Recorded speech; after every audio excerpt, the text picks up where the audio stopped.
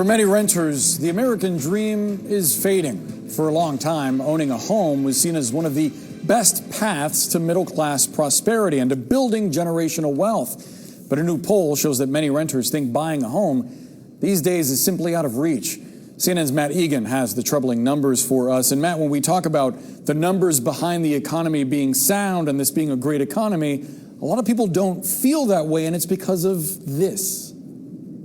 Yeah, that's right. Exactly, Boris. This American dream of home ownership, it does feel out of reach for far too many people. They want to buy, but they feel like they can't because mortgage rates are high and home prices are even higher. And so some of them, they're throwing in the towel, they're walking away. So this brand new CNN poll shows that 86% of renters say they would like to buy a home, but they just can't. 86%. Only 13% say they could buy a home, but they're just choosing not to. Now, if you dig in a little bit further, we can see that among the people who say they can't afford it right now, only 46% think that eventually they'll be able to. Most of them, 54%, say that that is not likely.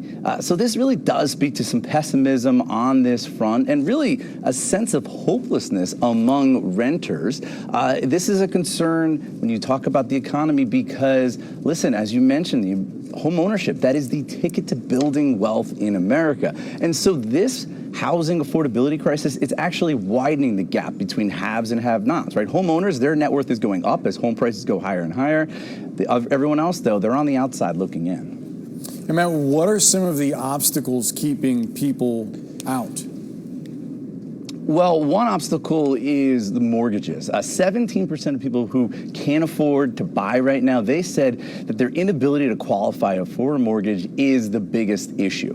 We also saw about 1 in 3, 31% say the biggest problem for them is interest rates. Now, there is good news on that front because a year ago, mortgage rates were almost at 8%. Now they're below 7%, and they could go lower, especially if the Federal Reserve signals later this week that they're prepared to start lowering interest rates. But the number one obstacle is the down payment. 40% said that that is the biggest barrier for them.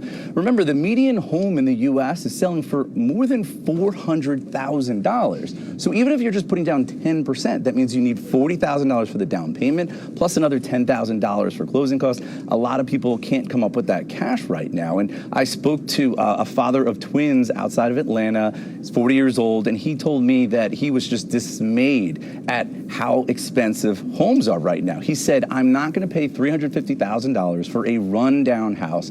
I'm not going to play your game anymore. I am done. He said that this has taken an emotional toll on him because he felt like a failure as a husband and as a father. So listen, Boris, hopefully mortgage rates come down and home prices calm down because it is very tough out there right now for first-time home buyers. No question about that, and we may potentially see electoral consequences because of it. Matt Egan, thanks so much for the reporting.